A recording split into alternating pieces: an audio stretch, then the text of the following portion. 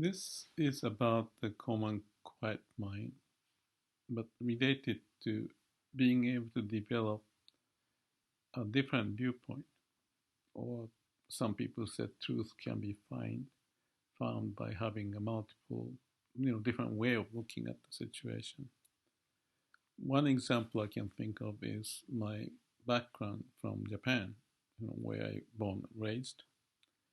So I had some view of the world from that dimension or that angle. Later, I came to the States, and it's something new or everything new, and I was a bit confused this way and that way, and took 5 years before I start to realize, the difference in the habit and the culture values and whatever comes with it.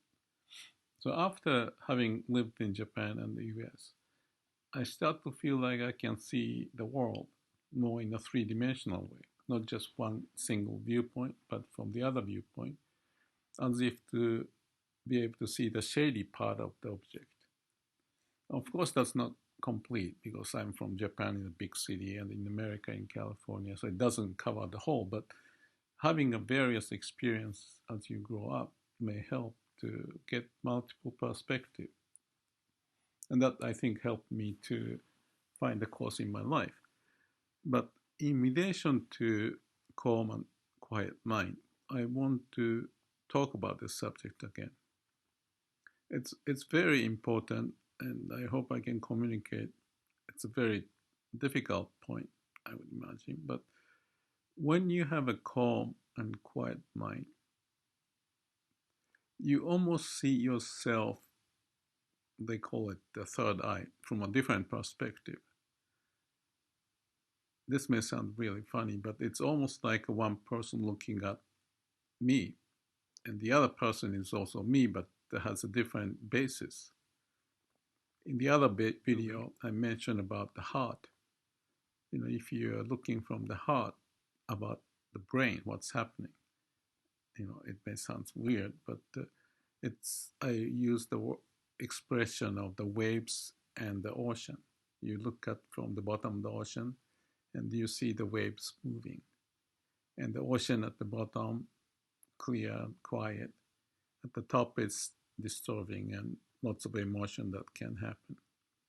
But having the view from the bottom or down deep in the ocean will give you a different sense of the world, as opposed to you don't have that viewpoint and you're just thrashing back and forth up and down in the wave.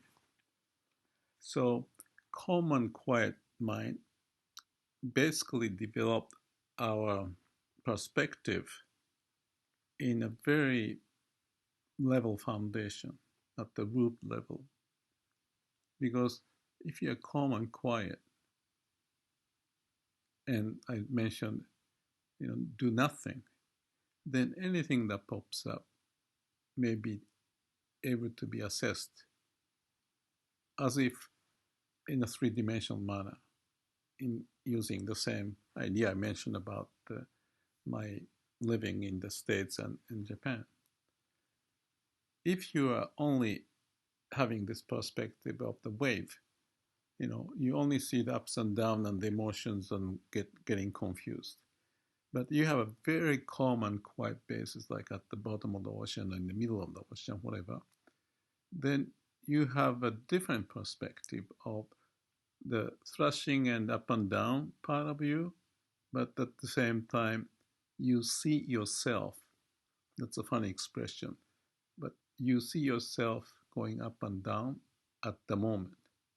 Not so much caught up in the values and the confusion and the emotional things, but you have additional view of yourself. So there's something profoundly interesting to be able to develop the skill. I think we all have the skill because we're coming from the same background. But I don't know if anybody would explain the same way as I do. But this is related to the Zen expression that there's waves, but there's a calm water. Or there's the expression of the shadow may be moving, the branches shadow may be moving on the floor, but dust doesn't move.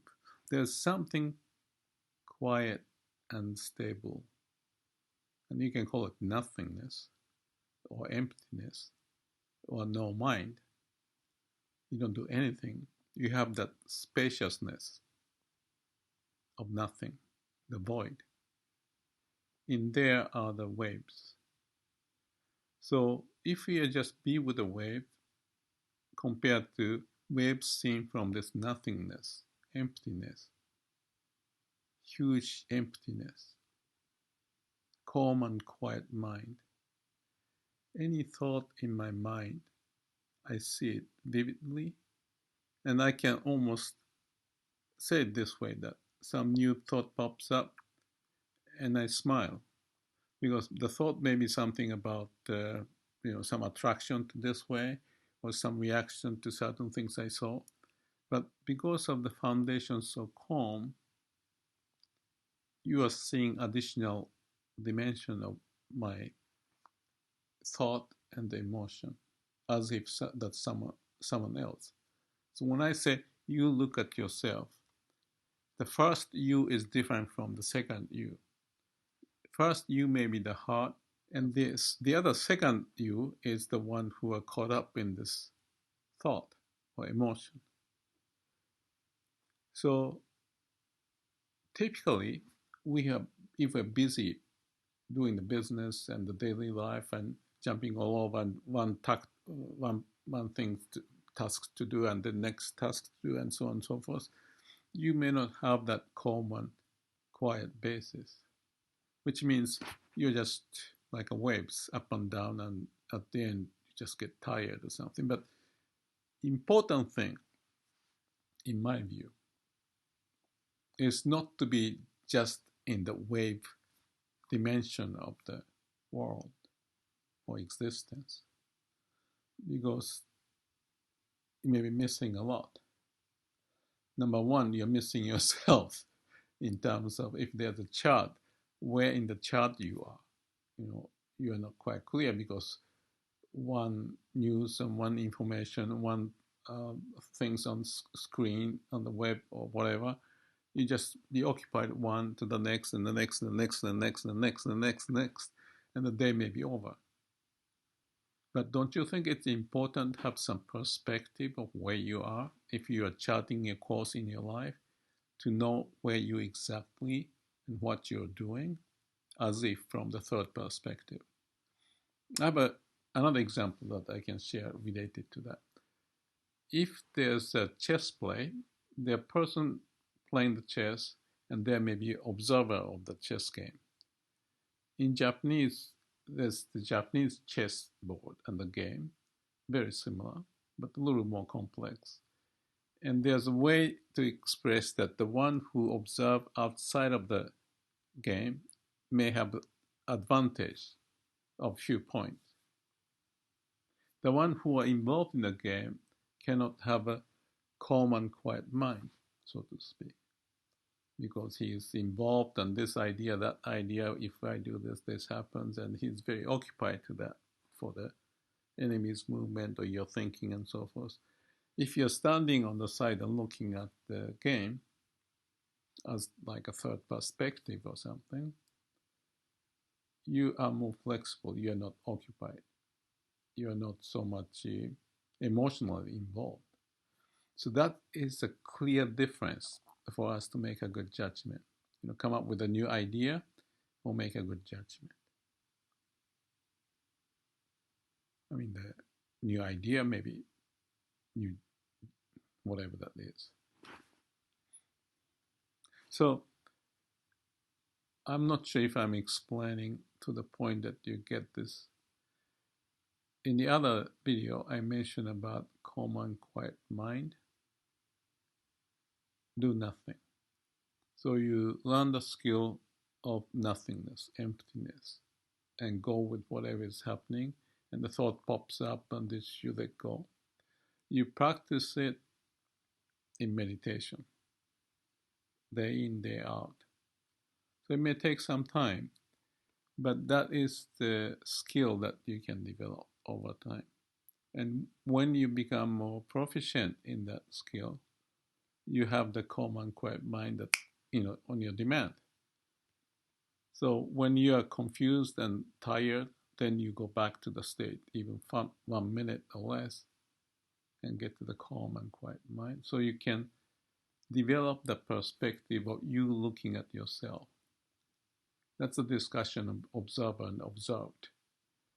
And I can go on about this interesting paradox, why there are two yous and what's the interaction. And for that, I use the word like brain and heart, or waves and ocean, and a bunch of other ways, or have a different and multiple perspective. To orient something, it's better to triangulate. More reference point would help you to identify where you are. And if you don't have those reference points, in this case, the calm and quiet mind, but that also includes other things, which I'm not going to talk much about, but our experience base we have underneath our consciousness. There are lots of things that you can connect to. And that's the part of triangulation. The brain has a capability to do that. Again, I'm not going to go into it too much, but that's the issue about the conscious of unconscious. Not just conscious and conscious, the end of it, but the conscious of what unconscious is bringing to you to find a new insight or bring a new perspective. So that's what happens when you're sleeping and dreaming, because that's when brain is functioning, but this heart or the body of deep learning, whatever you call it, subconscious or unconscious part of childlike experience, you have a bunch of those big data in us. And there's no much boundary between the conscious and unconscious. So it's maybe seen as confusing because you're thinking, but there's something unusual things happening. But basically that's a symptom of how the brain is trying to address the issues to activate whatever is available there. And it comes out as the dream. And the same thing happens so that the inventors or some ideas, the painters, it doesn't matter. When those people come up with the idea, that often is when you're very relaxed and peaceful, calm and quiet. And that's the mastery that you want to get to. And that requires learning or training of the brain and activities so that as you wish things happen, don't go over the reason. So do as you wish as the heart desire, but the brain is also interacting and helping so that you don't get off into some other place. You're utilizing the whole. I don't know if you get this point. But that's the very difficult conversation I'm trying to get at and process it. That's it.